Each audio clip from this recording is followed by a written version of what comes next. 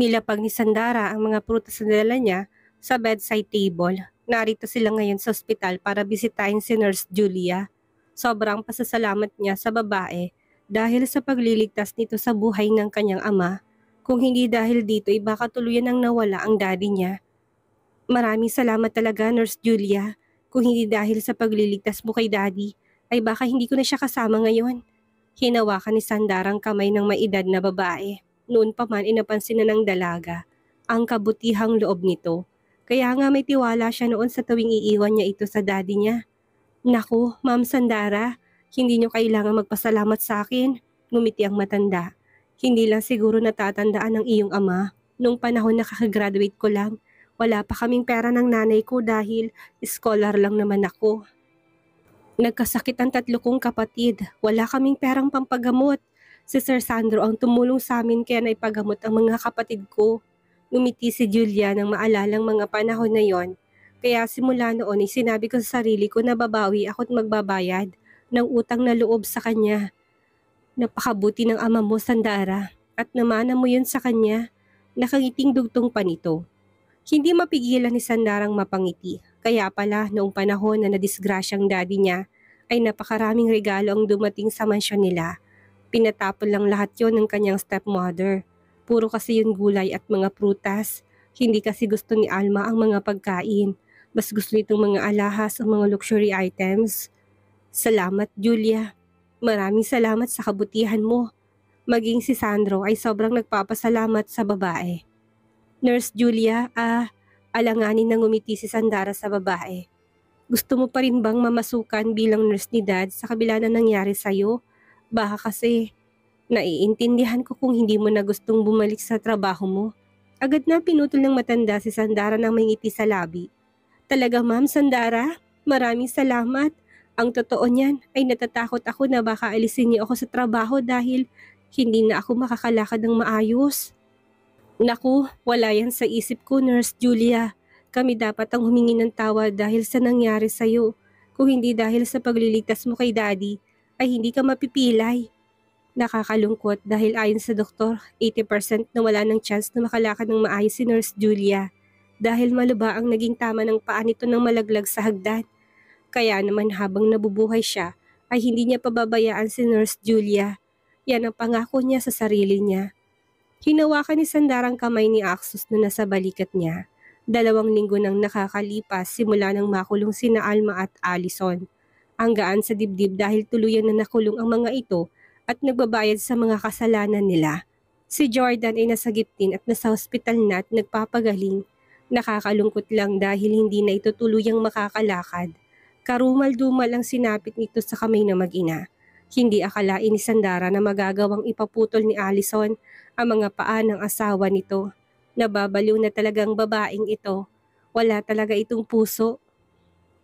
Nang makita ni Sandara ang ina ni Jordan ay agad na humagulhulto ng iyak. Yumakap ang matanda sa dalaga habang walang patid ang pagluha. Sandara, napakawalang hiya ni Allison. Mga hayop sila. Paano niya naatib na gawin ito sa anak ko? Sa kanyang asawa? Kaya dapat lang na mabulok silang dalawa sa kulungan. Matagal na umiyak ang ginang nang kumalma ito'y lumabas ito ng kwarto upang iwan silang dalawa ng anak nito. Hindi mapigilan ni Sandarang maawa rito, tila wala sa sarili si Jordan habang nakatulala sa kawalan. Jordan, hinawakan ng dalagang kamay nito, awang-awa siya rito. Kahit na tuluyan na naghiwalay ang landas nila, ay hindi magbabago na si Jordan ang best friend at first love niya. Jordan, nabalitaan kong hindi ka pala tumigil sa paghahanap sa akin. I'm sorry ha, kasi pinagdudahan kita at pinag-isipan ng masama. Pinisil ni Sandarang kamay nito. Maraming salamat sa pagiging matalik na kaibigan at mabuting nobyo sa akin noon. Salamat dahil ginalang mo ko at tunay na minahal. Sana balang araw ay makakita ka rin ng babaeng magmamahal sa'yo ng tunay at totoo. Naramdaman ni Sandarang pagganti ng pisil nito sa kanyang kamay. Puno ng luha ang mga mata nang tumingin ito sa kanya. Sandara, ako ang dapat tumingin ng tawad sa'yo. Napakagago ko dahil hindi man lang kita nahanap agad at iniligtas kay Allison. O wala akong nagawa para tulungan ka. Parang batang umiyak ang lalaki. Puno si Jordan ng panghihinayang, sobra tong nasasaktan. Ang dami nating pangarap noon pero walang natupad. Mga bata pa lang tayo, magkasama na tayo't sabay nangarap. Pero bakit ganito ang nangyari sa atin? Tapos nabaldado pa ako. Wala na ako silbi. Hinayaan ni Sandara na umiyak si Jordan. Maging siya hindi rin napigilan ang maluha. Pinahid ni Jordan ang luhat malungkot na tumingin sa kanya. Mahal na mahal kita, Sandara. Kahit masakit itatanggapin ko. Malungkot itong ngumiti sa dalaga. Sinabi ko naman sa'yo noon, hindi ba? Wala akong hiling ko hindi ang maging masaya ka. Masaya ako dahil nakita mo ng tunay na lalaking handa kang protektahan at mahalin. Hinalikan ni Jordan ang kamay ni Sandara sa huling pagkakataon. Maging masaya sana kayo, Sandara. Tandaan mo, kahit pilay ako ay kaya ko pang manapak. Kapag sinaktan ka niya, sabihin mo lang. Hindi mapigilan ni Sandarang matawa sa huli nitong sinabi. Nagtagal sila ng halos 3 oras sa pagkukwentuhan. Kinuwento niya kay Jordan kung paano sila nagkakilala at kung gaano kasungit sa kanya si Axus. Sandara, napaamo mong isang De La Cuesta. Mukhang wala ka ng kawala sa kanya. Tatawa-tawang panunodyo ni Jordan. Ha? Hindi mo ba alam ang mga kwento? Umiling si Sandara sa lalaki kaya nagpatuloy to. Ang sabi nila, kapag nakuha mong atensyon ng isang De La Cuesta, wala ka ng kawala kahit saan ka pa magtago. Ganon sila kapag may nagustuhang babae. Lahat igagawin nila upang makuha siya. Yun ang usap-usapan. Saka ang usap-usapan, kaya nilang gumamit ng dahas pagdating sa mga mahal nila sa buhay. Nagkwento kasi sa akin ni Daddy noon na may pinasabog daw si Mr. Z na mall. Dahil binastos to ng asawa niya si Mrs. De La Cuesta. Napaawang ang labi ni Sandara. Naku, baka naman bali-balita lang yan. Sige na, maalis na ako. Mag-iingat ka ha. Tandaan mo na kaibigan mo pa rin ako kahit na anong mangyari. Samantalang hindi naman maipintang mukha ni Axus habang nag-aabang sa labas ng kwarto. Lahat na napapadaan ay napapatakbo sa sobrang dilim ng kanyang mukha. Nang makita niyang lumabas si Sandara ay lalong sumama ang timpla ng kanyang mukha. Paano'y mukhang napakasaya nito? Ano kayang pinag-usapan ng dalawa sa loob? Shit, ngayon lang niya nalaman na seloso pala siya. Axus! Nabigla si Axus ng paglingon niya ay tumingkayat si Sandara para halikan siya sa labi. Mukha kasing mainit ang ulo mo. Ayan ang kiss para naman lumamig ang ulo mo. Ngumiti si Sandara ng matamis sa binata, kaya naman saglit na napatulala si Axus sa ganda nito. Wala kang dapat ikaselos. Kinuwento ko kay Jordan kung gaano kita kamahal. I love you. Napangiti si Sandara nang mapahawak si Axus sa dibdib. Parang ice cream na natunaw ang selos at inis ng ulo ni Axus. I love you too, Sandara ko. Itong bagay kay Sandara, mas maganda at mas sexy ang dating. No, Camila, this is more elegant and sophisticated more than that. Gate naman ni Emma. Parehong napailing na lang sina Clara at Sandara sa pagtatalo ng dalawa. Ang gusto ni Camila ay sexing klase ng wedding dress. Samantalang ang gusto naman ni Emma ay conservative style. Tumigil na nga kayong dalawa. Kung kumilos kayo, para pa rin kayong mga bata. Napapailing na saway ni Clara sa dalawa. Bakit hindi niyo hayaan na si Sandarang pumili ng wedding dress na gusto niya? Siya itong ikakasal kaya siyang papiliin niyo kung anong gusto niyang isuot. Natigilan ng magkapatid at mabilis na kumapit sa magkabilang bisig ng dalaga. Pasensya ka na sa amin, Sandara ha? Excited lang naman kasi kami. Ikaw ang kauna-unahang babaeng papasok sa pamilya namin. Nahiyang paliwanag ni Emma.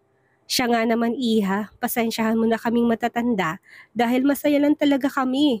Bueno, anong disenyong gusto mo? Sabihin mo ko anong design dahil pupunta tayo sa Paris para mapatahin natin doon. Tanong ni Camila sa dalaga. Kiming umiti si Sandara. Ang totoo niyan ay may pangarap siyang wedding gown at hanggang ngayon ay nasa isip pa rin niyang disenyo nito. Okay lang po ba na i-drawing ko? Nang tumango ang mga to ay mabilis na ginuhit ng dalaga ang disenyong nasa utak. Sabay-sabay na pangangan 3 babae sa gulat. Ganun na lang ang panlalaki ng mata ni Axus nang makita ang design na gusto niya. No, hindi ka magsusot ng ganyan sa kasal natin. Masyadong revealing yan. Nag-iwas ang tingin ng binata.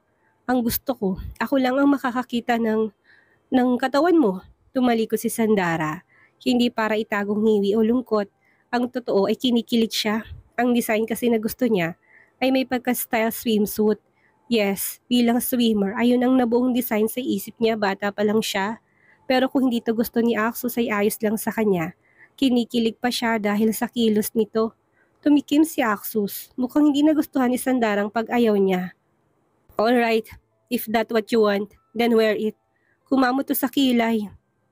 Ang mahalaga, masaya ka sa araw ng kasal natin. Gusto kong ikaw ang pinakamasayang bride sa araw ng kasal natin.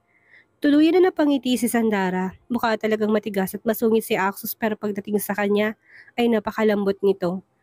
Pagkatapos ng food tasting ay dumaan na muna sila sa isang restaurant para kumain. Kumunot ang noon ni Axos na makatanggap ng tawag mula sa kapatid. Pagkatapos ng tawag ay tinaas ni Axos ang daliri at sumenyas. Nabigla si Sandara nang biglang may mga magsilapitang mga lalaki. Sa sobrang dami nakadama siya ng takot. Nagmamadaling sinuutan siya ni Axos ng isang kulay itim na vest na mula pa sa lalaking lumapit sa kanila. Sandali, Axos, ano bang nangyayari? Kabadong tanong ng dalaga. I will explain later. Sandara, sa ngayon dadali na muna kita sa ligtas na lugar. Natigilan si Axos nang kumapit sa laylayan ng suot niyang nobya. Sandara, ayoko Axos. Huwag mo akong iwan. Pakiramdam ni Sandara ay may hindi magandang mangyayari. Saka para sa kanya mas ligtas siya sa tabi ng binata. Sasama ako sa'yo. Tumigas ang ekspresyon ni Axos. No, Sandara, makinig ka muna. Shit, mabilis na hinatak siya ni Axos at tinago sa likuran nito. Ganun na lamang ang panginginig ng kalamnan ng dalaga na magkakasunod na makarinig na putukan.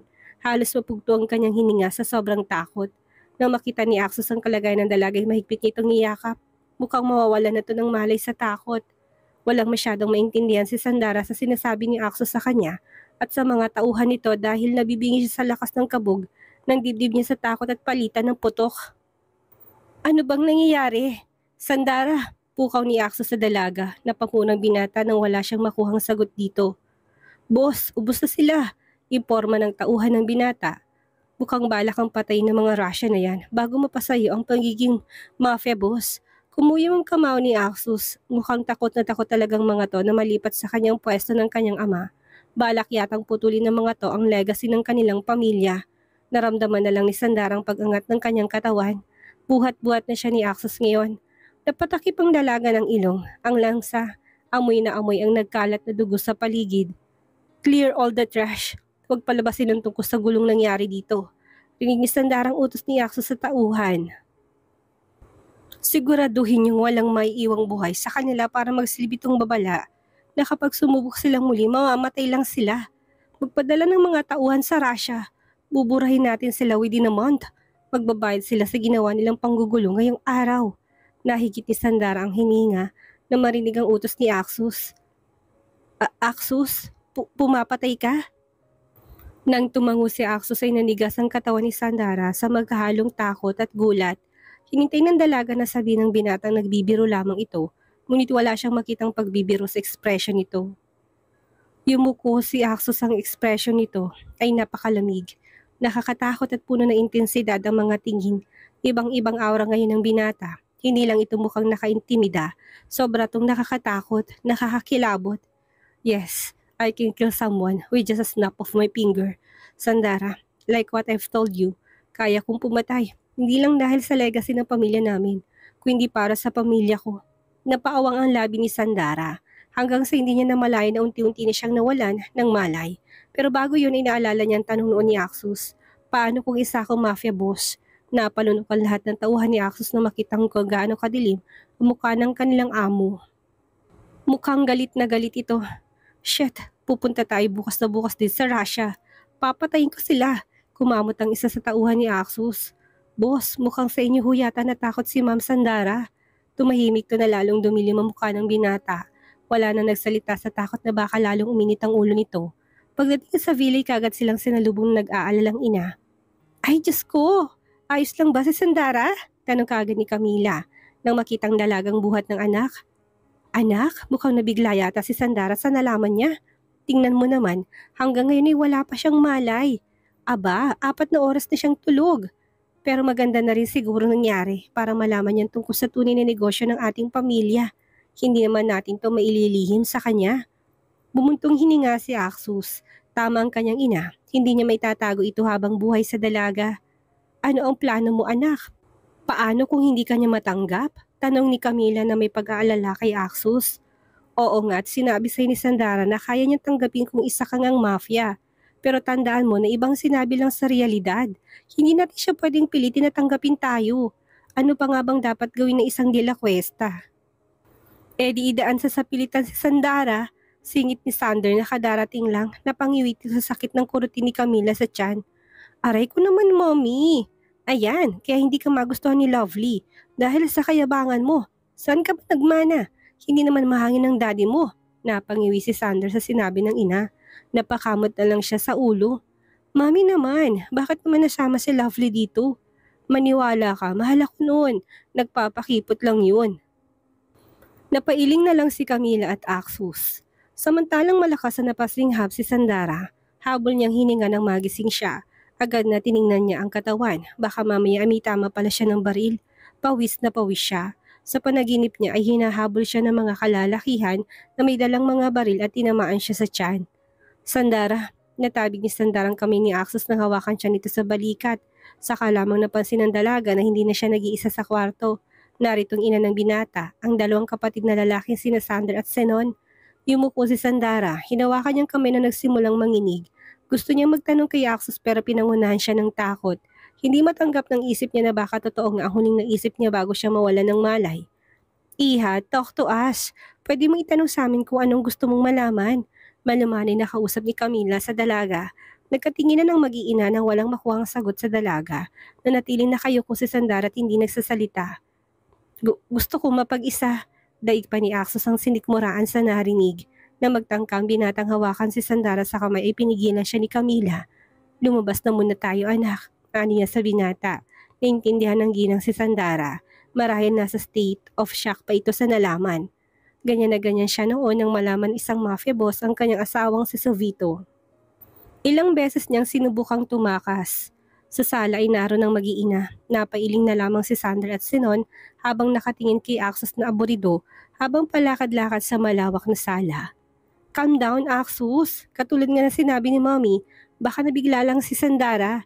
Bigyan mo muna siya ng oras para ma-adapt niya at matanggap ang tunay na katayuan ng pamilya natin. Give her time. Tumango ang kanina pa nananahimik na si Zenon. Sandra was right. Give her a chance. Napasabunod si Axus sa buhok. Hindi niyo ko naiintindihan. Hindi si Sandara katulad ng ibang babae na kayang itolerate ang isang gawaing alam niyang mali.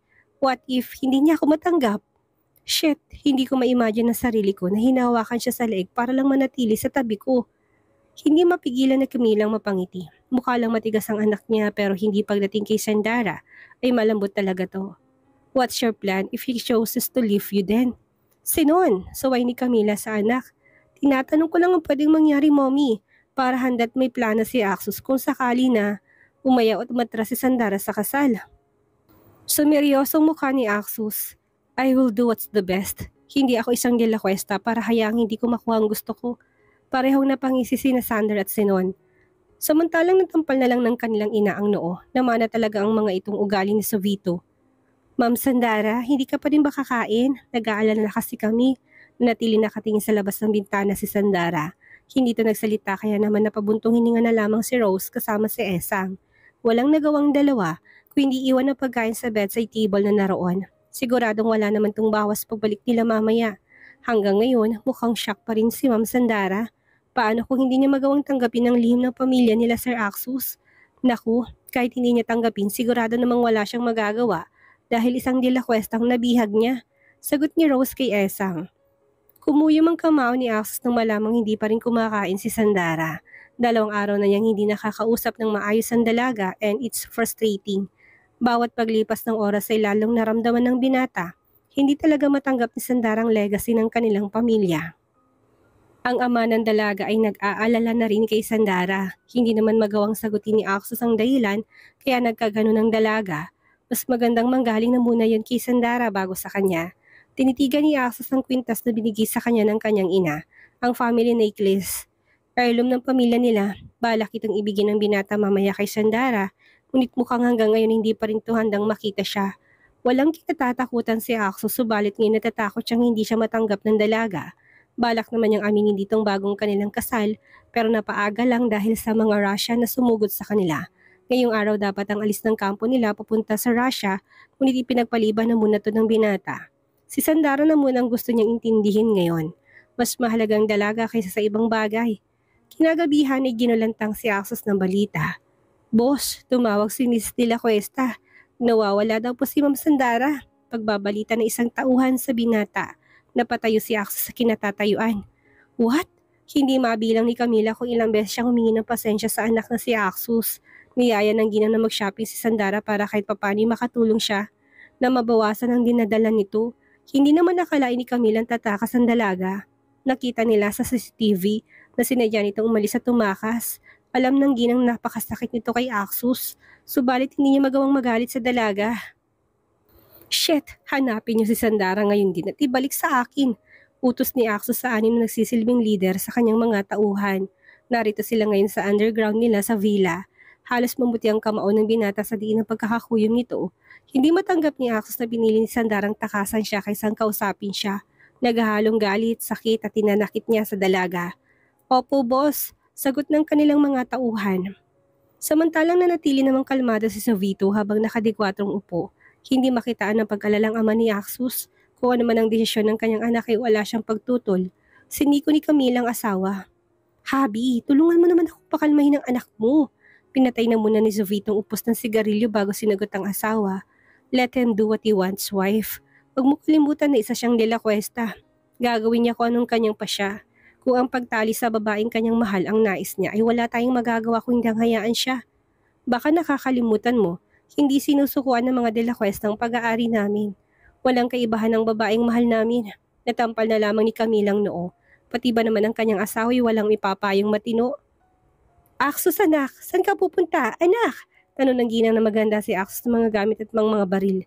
I will find her. Seryosong tugon ng binata. I will bring her back to me. Kahit ano pang mangyari, I know this is selfish to do but Sandara is mine. Wala akong balak pakawalan siya. Ngumisi sa Vito nang marinig ang sinabi ng panganin na anak. Samantalang ngumiti naman si Camila. Sige lang anak, ibalik mo si Sandara. Naniniwala ko na hindi ka niya iiwan. Alam ko na mahal ka niya.